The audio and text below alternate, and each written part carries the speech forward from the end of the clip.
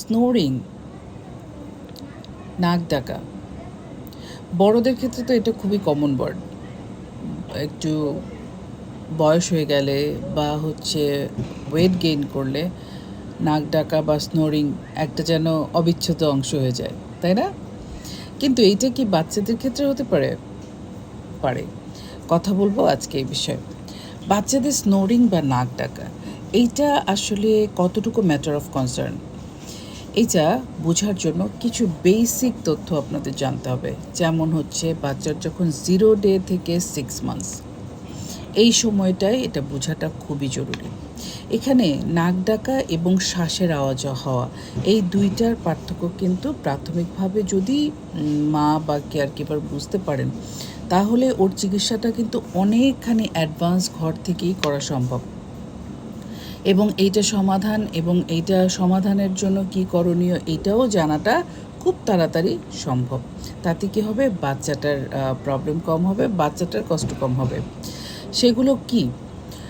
0 থেকে 6 মান্থসের বাচ্চারা ম্যাক্সিমামই দেখা যায় যে শুয়েই থাকে, তাই না?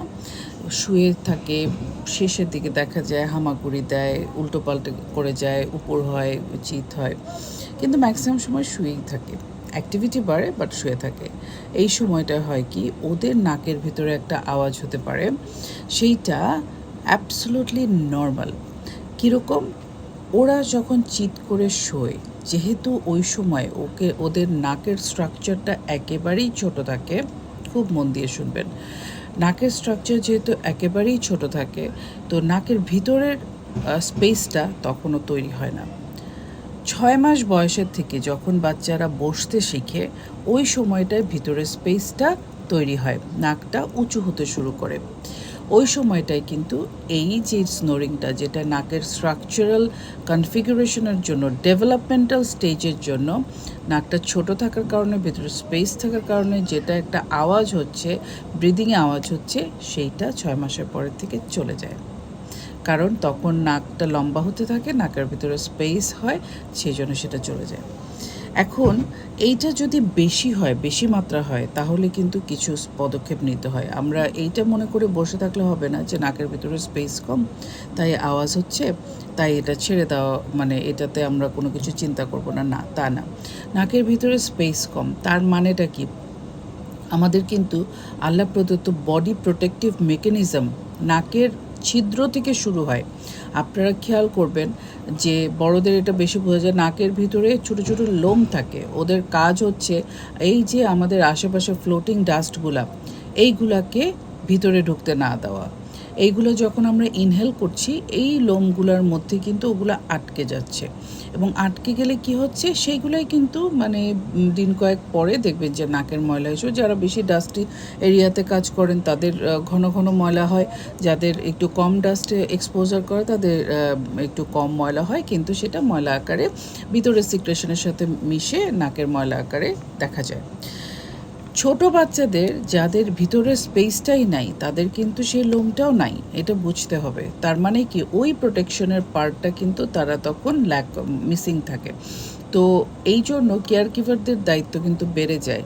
নাকে দিয়ে আওয়াজ হচ্ছে, তার মানে ওর যেই বাতাসটা সে ইনহেল করছে, একে তো বাচ্চা চিত হয়ে শুয়ে আছে, ডিরেক্টলি ওর নাক দিয়ে বাতাসগুলো, ফ্লোটিং ডাস্টগুলো যাচ্ছে, তার মধ্যে প্রোটেক্টিভ যে বেরিয়ার, ফার্স্ট ডিফেন্স, সেটা কিন্তু তার নাই। তার মানে সরাসরি নিঃশ্বাসটা ভিতরে ঢুকে যাচ্ছে উইথ ডাস্ট। তার মানে এই বাচ্চাটাকে আপনার কোনো ওপেন স্পেসে কখনোই বেশি সময় রাখা উচিত হবে না। তাহলে কি হবে, এই যে ফ্লোটিং ডাস্টগুলো, এগুলো নাক দিয়ে ওর মুখে চলে যাবে, গলায় চলে যাবে এবং শ্বাসনালীতে চলে যাবে। তারপরে দেখা যাবে যদি ওই ডাস্টের মধ্যে খারাপ জীবাণু থাকে, পলিউটেড ডাস্ট থাকে, তাহলে তার ইনফেকশন হতে পারে।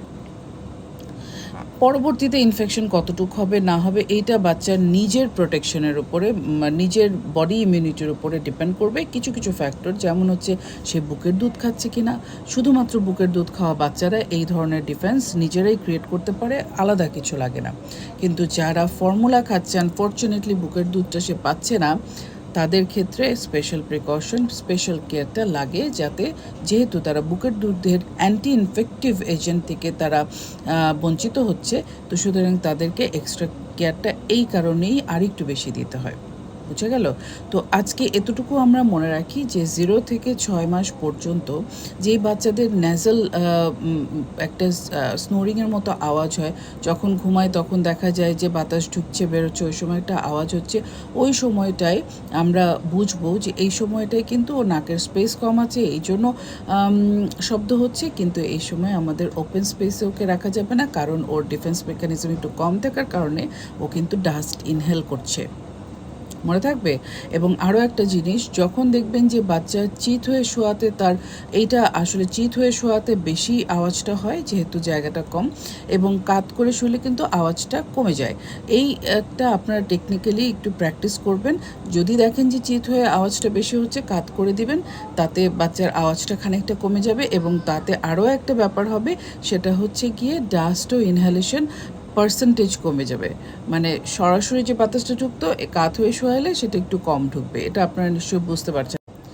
এবং আরেকটা জিনিস আমি এখানে অবশ্যই অ্যাড করতে চাব, যে অনেকে করেন কি নাকের ভিতরে, এই জন্যই হচ্ছে নাকের ভিতরে কিন্তু ময়লাটা বাইরের দিকে বের হওয়া থাকবে। দেখবেন ছোট বাচ্চাদের নাকের ময়লাটা বাইরে দিয়ে বের হওয়া থাকবে, বড় বাচ্চাদের কিন্তু একটু ভেতরের দিকে থাকে, বাইরের দিকে দেখা কম যায়। কিন্তু অনেকে করেন কি কটন বাড দিয়ে ওটা পরিষ্কার করতে চান। Don't do that. Cotton bud দিয়ে পরিষ্কার করবেন না। যদি দেখেন যে বাচ্চার নাকের ভিতরে একটু ময়লা দেখা যাচ্ছে, বাচ্চাদের যেই সুপার মার্কেটে যেই বাচ্চাদের কিটগুলো পাওয়া যায়, ওখানে বাল্ব সাকার নামে একটা স্ট্রাকচার পাওয়া যায়। আমি মনে করি যাদের 6 মাসের নিচে বাচ্চা আছে তাদের সবারই বাসায় একটা করে বাল্ব সাকার রাখা দরকার। বাল্ব সাকার দিয়ে সার্চ দিলেই আপনি গুগলে ছবিটা দেখে যাবেন। আমি এখানে একটা ছবি অ্যাড করে দেওয়ার চেষ্টা করব। সেখানে হচ্ছে ওই বাল্ব সাকার দিয়ে আপনি একটু সোলো ড্রপ দিয়ে বাল্ব সাকার দিয়ে টান দিয়ে যদি বড় ময়লা হয় বের করতে পারেন, অথবা যদি দেখেন যে ছোট ময়লা বা বাল্ব সাকারটা বা আপনার দেওয়ার দরকার নাই, অল্প একটু স্লেশের মতো দেখা যাচ্ছে, তাহলে আপনি একটু টিস্যু ইয়ে করে রোল করে ওকে একটু হাঁচি দেওয়ালেই কিন্তু ওটা বের হয়ে যায়। খুব বেশি রগড়ানো বা খুব বেশি কটন বাড দিয়ে ওকে স্টিমুলেশন দেওয়া, ওকে ইরিটেট করার দরকার নাই। তাতে হবে কি, যেহেতু জায়গা কম এবং অবশ্যই নাকের ভিতরে কিছু ঢুকলে বাচ্চা অস্বস্তি ফিল করবে, ওই সময় হবে কি ও নড়াচড়া করবে, ভিতরের স্ট্রাকচার, ভিতরের চামড়াটা ইনজুর হয়ে যাওয়ার সম্ভাবনা কিন্তু থাকে, ওটা ক্ষত হয়ে যাওয়ার সম্ভাবনা থাকে। জিনিসগুলো ছোট হলেও অনেক জরুরি। মনে রাখবো সবাই, এবং এইভাবে বাচ্চাদের খেয়াল রাখবো। ঠিক আছে? অনেক ভালো থাকবেন, সুস্থ থাকবেন নিজেদের বাচ্চাদের নিয়ে। খুদা হাফেজ।